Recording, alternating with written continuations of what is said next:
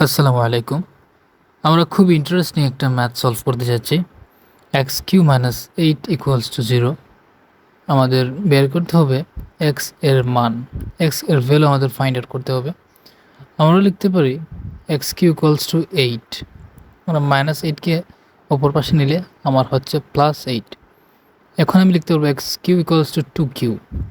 8কে আমি লিখতে পারবো 2q। এখন আমি যদি এক্সপোনেনশিয়াল রুলস অনুযায়ী বেস সমান হলে পাওয়ার সমান, তাহলে আমার বেস হচ্ছে এক্স ইকুয়ালস টু 2। আমরা এটা পেলাম একটা মান, এক্স এর মান, অর্থাৎ এক্স ইকুয়ালস টু 2। এখন আমরা এটাকে জটিলভাবে সমাধান করব। আমাদের জটিলভাবে সমাধান করতে হলে এরূপ করতে হবে, x q equals to 2q। X q minus 2q equals to 0। +2কে এদিকে আনলে হচ্ছে -2q।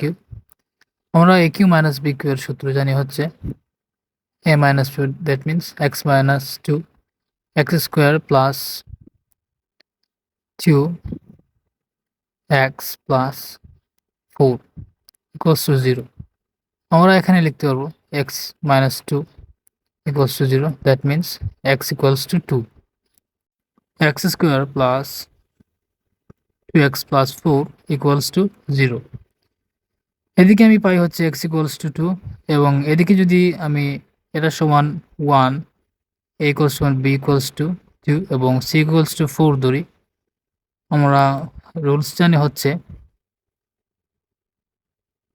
x equals to minus b plus minus root over b square minus 4ac by 2a।